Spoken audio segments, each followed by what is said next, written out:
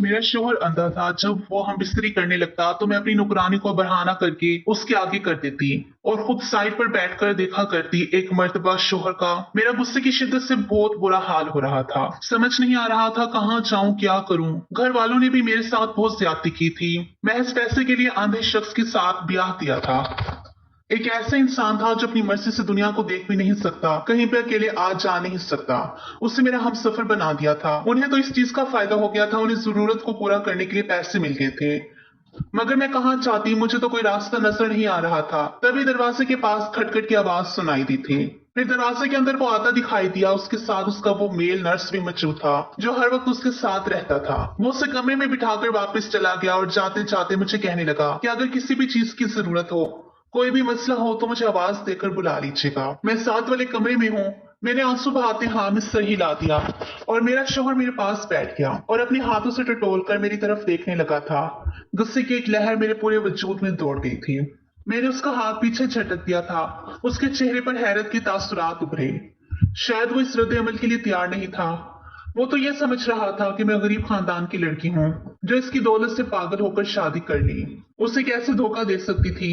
मैं एक पल भी इसे अपने पास बर्दाश्त नहीं कर पा रही थी। वो मुझसे बातें कर रहा था, मेरी पसंद नापसंद के बारे में पूछ रहा था, मगर मैं कुछ भी सुन नहीं पा रही थी। मेरा जहन यही ताने बाने बन रहा था कि मैं इस शख्स से कैसे जान छुड़ाऊं।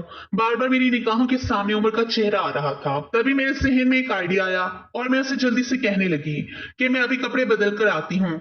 इतने हैवी कपड़ों की वजह से थक गई हूँ। आप इतनी देर में आराम कर लें। उसे बिस्तर पर लिटाकर मैं ड्रेसिंग रूम में कपड़े बदल कर कमरे से बाहर निकल आई थी। अब मुझे समझ नहीं आ रही थी कि मैं इस मुलाजिम को कहाँ पर ढूंढूं जो इस घर में मुस्तकिल रहती थी और जिसने मुझे आते साथ ही अपनी मजबूरियों की लंबी लंबी दास्तान सुना दी थी। और अब मैं सोच रही थी कि इसकी मजबूरियों को क्यों ना अपने फायदे के लिए इस्तेमाल करूं। मैं बाहर निकल आई। सामने ही एक तरफ मुलाजमीन और सामने ही चौकीदार था। वो मुझे देखकर हैरान रह गए। बेगम साहिबा, आप इस वक्त बाहर क्या कर रही हैं? आपको कोई काम था? मैंने उससे कहा कि मुझे नूरी से बात करनी है। कहाँ है वो? इसे बुला दो। तभी चौकीदार नूरी को बुला कर लाया। वो शायद सो रही थी। हैरान नजरों से मुझे देखने लगी। कुछ चाहिए था बेगम साहिबा? मैं उसका हाथ पकड़कर लाउंज में ले आई और अपने हाथ में पहनी हुई एक कीमती सोने की अंगूठी उसके हाथ में रख दी जो बरी में मेरे शोहर ने मेरे लिए जेवरात के साथ भिजवाई थी। मुझे वो बहुत पसंद आई थी, मगर अब जो मैं करने जा रही थी, पसंदीदा चीजों की कुर्बानी देना इतना मुश्किल नहीं लग रहा था। मैंने नूरी को कहा कि तुमसे मुझे काम है और अगर तुम मेरा वो काम कर दो तो मैं इससे ज्यादा तुम्हें पैसे दूंगी। तुमने कहा था कि तुम्हारी बेटी बीमार है, इसके इलाज के लिए तुम्हें पैसे चाहिए। वह हैरान नजरों से मुझे देखने लगी। मैंने उससे कहा कि मैं तुम्हारी बेटी का इलाज भी करवा दूंगी और तुम्हारी तमाम जरूरियात को भी मैं पूरा कर दूंगी, बस तुम्हें मेरा काम करना होगा। जब मैंने उसे ये बात बताई तो वह हक्का बक्का रह गई। फिर वो कानों को हाथ लगाने लगी। मेरे बंदे को अगर ये पता चल गया तो न जाने क्या होगा। बीबी जी, आप ऐसा मत करें। मगर मैंने उसे बाजू से पकड़कर झंझोड़ दिया और उससे कहने लगी कि तो फिर मैं तुम पर चोरी का इल्जाम लगाकर तुम्हें घर से बाहर निकलवा दूंगी। वो फटी फटी आंखों से मेरे चेहरे की तरफ देखने लगी। उसके पास कोई चारा नहीं रहा था कि वो मेरी बात मान ले। तभी वो सर झुकाए मेरे साथ कमरे में चली गई। उसे मैं अपनी जगह पर बिस्तर पर लिटाकर खुद कमरे से बाहर निकल आई और तकरीबन 1 घंटे के बाद वो कमरे से शकस्ता अंदाज में निकली तो खुशी की एक लहर मेरे पूरे वजूद में दौड़ने लगी थी। मैंने उसका शुक्रिया अदा किया और वो झुकी नजरों के साथ वहां से चली गई। वो बहुत गरीब थी मगर बगैरत नहीं थी। मजबूरी की वजह से उसे ये काम करना पड़ा था। मैं जब कमरे में आई तो मेरा शोहर सो रहा था। मैं भी एक जगह पे लेट गई और सोचने लगी कि बर वक्त मेरे दिमाग ने काम कर लिया, वरना इस शख्स को बर्दाश्त करना मेरे लिए मुमकिन नहीं था। वो मुझसे बहुत अच्छे तरीके से बात करता, मेरा बहुत ख्याल रखता, मुझसे बहुत मोहब्बत करता था, मगर उसे देखकर एक नफरत का एहसास मेरे पूरे वजूद में छा जाता और मुझे सख्त नागवारी का एहसास होने लगता था। मेरा तो दोबारा अपने अम्मी अबू से बात करने का दिल ही नहीं कर रहा था। जो कुछ उन्होंने मेरे साथ किया था उसके बाद मैं वापस जाने पर तैयार नहीं थी। फिर एक दिन अम्मी खुद आ गई और रोते हुए मुझे गले लगा लिया और शिकवा करने लगी कि तुम इतने दिन से एक बार भी मिलने के लिए नहीं आई। अम्मी की बात सुनकर मेरा दिल फिर से भर आया। तभी मेरा शौहर कहने लगा कि तुम इनके साथ कुछ दिन के लिए चली जाओ। यूं मैं अम्मी के साथ रहने के लिए आ गई। और फिर एक दिन मेरी उमर से मुलाकात हुई थी। उसको देखकर मेरी पुरानी मोहब्बत बेदार हो गई। उसने भी एक शिकवा को नजर मुझ पर डाली और दोबारा से वो अपने काम में मसरूफ हो गया था। वो उस वक्त छत पर पतंग उड़ा रहा था। काफी देर तक उसे नजरअंदाज करने की कोशिश की, मगर जब खुद पर काबू ना पा सकी तो बिल आखिर में दिल के हाथों मजबूर होकर उसकी तरफ मुखातिब हो बैठी थी और फिर उसकी शिकवे भरी बातें सुनकर मुझे अंदाजा हो गया कि वो बहुत दुखी है। इससे ज्यादा तो मैं दुखी थी। इस सब में मेरा कोई कसूर भी नहीं था। उसके चेहरे की तरफ देखते हुए मेरे सहन में वो घिनौना ख्याल आया और मैं सोचने लगी कि इस ख्याल को तकमील तक कैसे पहुंच जाऊं। घर आने के बाद मैंने अपने मंसूबे पर अमल दरामद करना शुरू कर दिया। वो मुलाजिम अपनी मजबूरी की वजह से मेरी बात मानने पर मजबूर थी। उसकी तरफ से तो मुझे इत्मीनान था कि वो ये बात किसी को नहीं बता सकती। दूसरी तरफ अली जो मेरे शोहर का चमचा था, उसका बहुत ज्यादा मुखलिस था, हर बात उसे बताता था। उसे रास्ते से हटाने के लिए फिर मैंने ये मंसूबा बनाया। आधी रात को फोन करके मैंने उसे कमरे में ये कहकर बुलाया कि मेरे शोहर की तबीयत खराब है। वो फौरन से कमरे में आ गया। तब मैं चीखने लगी, शोर मचाने लगी। मेरा शोहर भी हड़बड़ाकर उठ बैठा और जब मुझसे रोने का सबब पूछा तो मैं उससे कहने लगी कि अली ने मेरे साथ बदतमीजी करने की कोशिश की है। अली ये सुनकर परेशान हो गया था। उसने अपनी सफाई देने की बहुत कोशिश की, मगर मेरे शौहर ने वही सुना जो मैंने उससे सुनाया था और वही देखा जो मैं उससे दिखा रही थी, और उसने फिर अली को उस नौकरी से निकाल दिया था। अली ने बेगुनाही साबित करने की बहुत कोशिश की, मगर उसे बिल्कुल भी इसमें कामयाबी हासिल नहीं हुई थी। और अब सोचे समझे प्लान के तहत मैंने अपने शौहर को कहा कि मेरा दूर का कजन है, वैसे भी इससे नौकरी की तलाश है और वो आपके साथ रहेगा, आपका ख्याल भी रखेगा। यह सुनकर मेरे शौहर कहने लगे कि अगर तुम कह रही हो तो सही होगा। यूं भी तुमसे ज्यादा मेरे साथ और कौन मुखलिस सोच सकता है। उनकी बात सुनकर एक पल को मैं शर्मिंदगी की गहराइयों में डूब गई थी कि मैं उनके साथ क्या कर रही थी और उनके मेरे बारे में कैसे जज्बात थे। मगर मैंने अपने जज्बात को सुला दिया था और फिर मेरी उम्र को घर में बुला लिया था। उसे अली की जगह दे दी थी और वो भी मेरी वजह से ये काम करने पर तैयार हो गया था। यूं भी ये इतना बड़ा घर था, यहाँ पर वो आराम से रह रहा था, उसे किसी चीज की कोई कमी नहीं थी और यहाँ पर उसे मेरी कुर्बत भी मैसर थी। हम दोनों ही बहुत खुश थे, कामयाबी से खेल खेल रहे थे। मैं अपनी मुलाजमा को अपने कमरे में बुला लेती थी और खुद उमर के कमरे में चली जाती थी। सब कुछ मेरी मर्जी के मुताबिक हो रहा था। एक दिन मेरे शौहर कहने लगे कि मैं काम के सिलसिले में मुल्क से बाहर जाना चाहता हूँ। ये सुनकर मैं बुखला गई कि अगर वो मुल्क से बाहर जाएंगे तो उमर भी तो उनके साथ जाएगा और उमर के बगैर मैं कैसे रह सकती हूँ।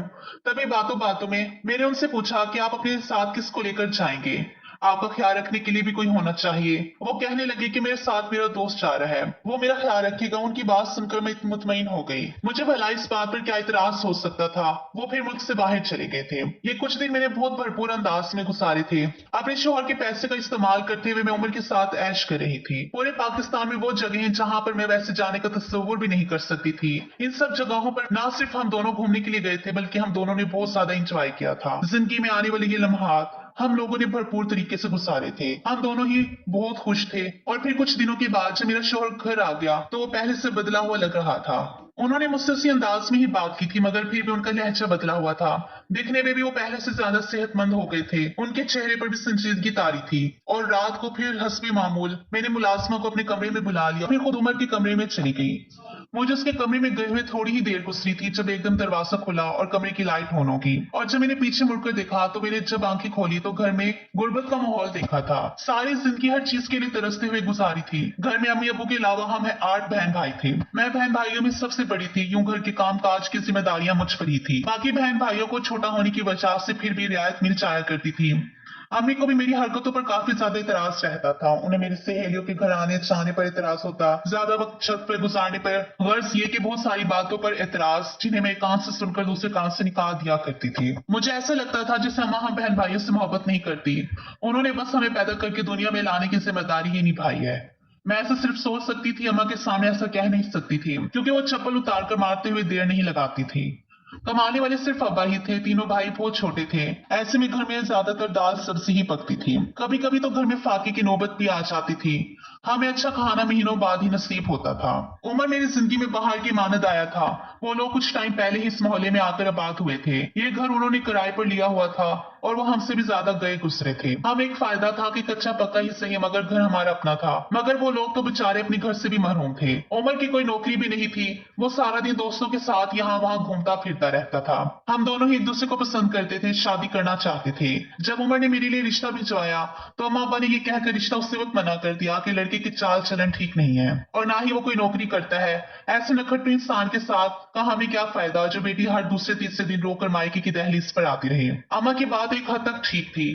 मगर मैं फिर भी अपने फैसले से पीछे हटने को तैयार नहीं थी। मैंने जब इस बात पर एहतजाज किया तो अम्मा ने मेरी बहुत ही ज्यादा पिटाई की थी और अम्मा से मार खाने के बावजूद भी मैं अपनी बात से पीछे नहीं हट रही थी। इन्हीं दिनों अम्मा अब्बा के साथ न जाने क्या करते रहते थे, इन्हीं दिनों अम्मा अब्बा न जाने क्या बातें करते रहते थे और मुझे ऐसा लग रहा था जैसे वो लोग मेरे बारे में कोई खिचड़ी पका रहे थे। मगर मैं ये भी जानती थी कि मेरी मर्जी के बगैर वो कुछ भी नहीं कर सकते थे क्योंकि वो जानते थे कि मैं काफी ज्यादा तेज लड़की हूँ।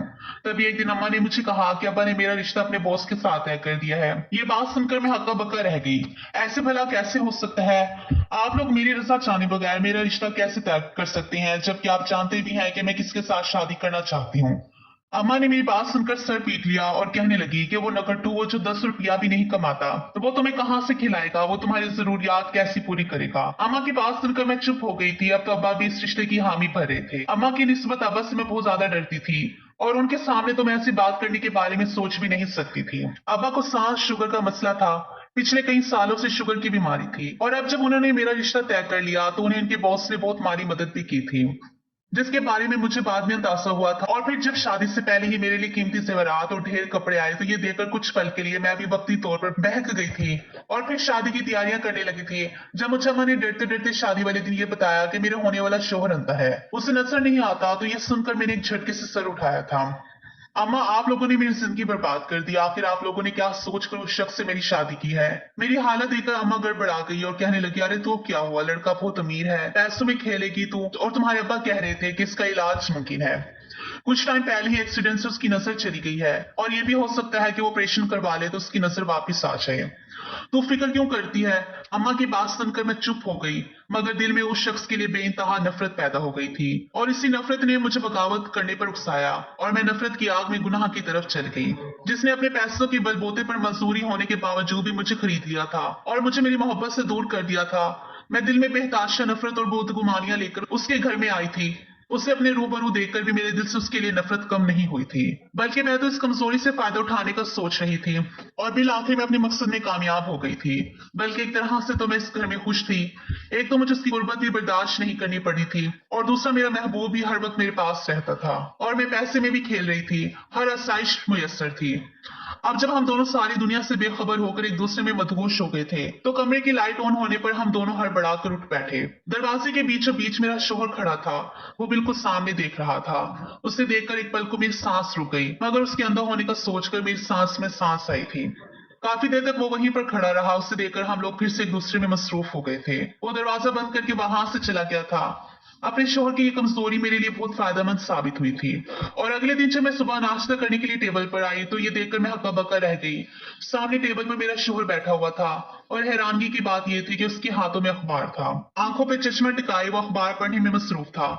मैंने और उमर ने हैरान और परेशान नजर एक दूसरे पर डाली। ये सब क्या था? तभी मेरे शोहर ने मुझ पर एक भरपूर नजर डाली और कहने लगे कि मैं तुम्हें ये खुशखबरी सुनाना भूल गया था कि मैं बाहर अपनी आंखों का ऑपरेशन करवाने के लिए गया था और मेरी नजर वापस आ गई है। उसकी बात सुनकर मेरा ऊपर का सांस ऊपर और नीचे का नीचे ही रह गया था। इसका मतलब था कि रात जो कुछ भी हुआ था उसने देख लिया था। मेरे चेहरे के तासुरात देखकर वो जख्मी से अंदाज में मुस्कुराया और कहने लगा कि मैंने तुम पर इतबार किया था, तुमसे सच्ची मोहब्बत की थी। जब तुमने अली पर इंसान लगाया था तो मैं तभी चौंक गया था और फिर ऑफिस में जाने के बाद मैंने अली को अपने ऑफिस में बुलाया तो हिचकिचाते हुए उसने मुझे बताया कि तुम झूठ बोल रही हो, उस पर इल्जाम लगा रही हो। इस समय न जाने तुम्हारा क्या मकसद है और तभी मैं तुम्हारी हकीकत खुद जानना चाहता था। मैं किसी के मुंह से तुम्हारे बारे में कुछ भी सुनना नहीं चाहता था और मुझे ये भी खबर नहीं थी कि वो सच कह रहा है या झूठ कह रहा है। और अब मैं जब ऑपरेशन करवा कर वापस आया तो तुमने जब मुलाजमा को मेरे कमरे में भेजा तो मैं ठटक गया था। मुलाजमा भी मुझे अंधा समझ रही थी मगर जब मैंने उससे बात की और उससे ये सब पूछा तो वो पहले तो डर गई और फिर रोते हुए कहने लगी कि मैं मजबूर थी, मैंने जो कुछ भी किया मजबूरी की वजह से किया। उसकी बात सुनकर गुस्से की एक शदीद लहर मेरे वजूद में सलाहत कर गई थी। तभी मैं अपना शक दूर करने के लिए इस कमरे में आया तो मुझे अंदाजा हो गया कि तुम ये सब कुछ क्यों कर रही थी। उसने मेरे हाथ में खाकी रंग का लिफाफा दिया और कहने लगा कि इसमें तुम्हारी तलाक के कागजात है, मैंने तुम्हें अपने रिश्ते से आजाद कर दिया है। मैंने बेयकीनी से नजर उस पर डाली थी। उसने तो मुझे माफी मांगने का मौका भी नहीं दिया था और फैसला सुना दिया तभी उसने एक फाइल मेरे हवाले की और कहने लगा कि ये छोटा सा अपार्टमेंट मैंने तुम्हारे लिए खरीदा था, क्योंकि ये तुम्हारा तोहफा था, तुम्हारे लिए खरीदा था, तो ये मैं तुम्हारे हाथ में ही देना चाहता हूँ। अब तुम जो चाहो इसका करो और मुबारक हो, अब तुम आजाद हो अपनी मर्जी से अपनी जिंदगी गुजारने के लिए। हम दोनों दबे कदमों से वहां से निकले थे। ये भी गनीमत था कि उसने मेरे नाम पर अपार्टमेंट कर दिया था और मेरे बैग में भी अच्छे खासे पैसे मौजूद थे। वापस आते हुए मैं अपने कपड़े और तमाम जेवरात भी उठा कर ले आई थी, जो कि काफी टाइम तक हम दोनों की जरूरियात पूरी करने के लिए काफी थे। हम दोनों इस अपार्टमेंट में आकर रहने लगे और फिर इद्दत मुकम्मल होते ही मैंने उमर पर जोर देना शुरू कर दिया कि निकाह कर लो। उसने मुझसे शादी कर ली। सारा दिन वो घर में ही रहता था। अब मेरे पास पैसे और जेवरात खत्म होने लगे थे। अब मैं चीखने चिल्लाने लगी थी। सुबह शाम उमर को कहती थी कि कोई काम धंधा कर लो, आखिर कब तक यूं घर में पड़े रहोगे। जब भी मैं उसे ये बात कहती तो वो मुझे प्यार से टाल देता, मगर अब मेरी बर्दाश्त जवाब दे गई थी। अब मैं उसे गुस्से से कहती थी। इसी वजह से उसने मुझ पर हाथ उठाना भी शुरू कर दिया था। मैं जब भी उसे कमाने की बात करती तो वो मुझ पर गुस्सा करने लगता। मुझे अब उमर रखटू इंसान लगता था, उसे तो काम करने की आदत ही नहीं थी। अम्मा की बात बिल्कुल सही थी, वो सिर्फ आवारागर्दी कर सकता था और अच्छी अच्छी बातें कर सकता था। इसके अलावा इसमें और कोई गुण नहीं था। मगर अफसोस कि मैं इन्हीं खूबियों की वजह से इस पर मरती थी और अपना हंसता बसता घर उछाल कर बैठी थी। माँ बाप मुझसे नाराज थे, वो मेरी शक्ल भी नहीं देखना चाहते थे और यहाँ मैं हर वक्त जलते कुटते दिन गुजार रही थी। तालीम भी मेरी मैट्रिक थी, मुझे किसी अच्छी जगह पर नौकरी भी नहीं मिल सकती थी। तभी मैंने एक फैक्ट्री में काम करना शुरू कर दिया। सुबह से लेकर शाम तक मैं फैक्ट्री में काम करती रहती थी और जब मैं घर में आती तो मेरा शोहर अपने बिस्तर पर लेटा हुआ टीवी देखने में मसरूफ होता था। उसको देखकर गुस्से की लहर मेरे वजूद में दौड़ जाती थी और फिर सारे दिन की थकी हारी में घर के काम करने में मसरूफ हो जाती। बार बार मेरी आंखों से आंसू बहते और मुझे अपने वो ऐश भरे दिन याद आ जाते जब मैंने अपने पुराने शोहर के घर में गुजारे थे। और अब तो वो दिन जैसे मेरे ख्वाब बन के रह गए थे। मैं अपने गुनाहों की वजह से यसीयत और जिल्लत भरे दिन गुजारने पर मजबूर हो गई थी। अम्मा के घर जाती तो वो भी मुझे देखकर मुंह दूसरी तरफ कर दिया करती थी। मैं रोते चेहरे के साथ वहां से वापस आती। मैं घर और नौकरी में जैसे घन चक्कर बनकर रह गई थी। मैं हर लम्हे पछताती रहती थी। अगर मैं अम्मा की बात मानती और थोड़ा सा सब्र से काम लेती, अपने शोहर को इज्जत और मोहब्बत देती। अम्मा ने जो भी कहा था कि ऑपरेशन के बाद वो ठीक हो जाएगा, मगर मैं ही उसकी नफरत में बावली हुई जा रही थी। आज उसके साथ उसके घर में ऐश आराम की जिंदगी गुजार रही होती और अब तो उसकी आंखें भी वापस ठीक हो चुकी थी। अम्मा सही कहती थी कि तुम सदा की जल्दबाज हो और आज इसी जल्दबाजी की वजह से मैं कहीं की नहीं रही थी। अब मुझे उमर के साथ हर हाल में गुजारा करना था, क्योंकि मेरा अपना घर था और उमर को पता था कि मुझ पर वापसी के सारे दरवाजे बंद हो चुके हैं और मैं इसे छोड़कर कहीं नहीं जाऊंगी। और इस अपार्टमेंट में वो आराम से रहता था और मैं सारा दिन काम काज करके घर का चूल्हा चला रही थी। मुझे ऐसी औरतों के साथ ऐसी इबरतनाक इंजाम होता है।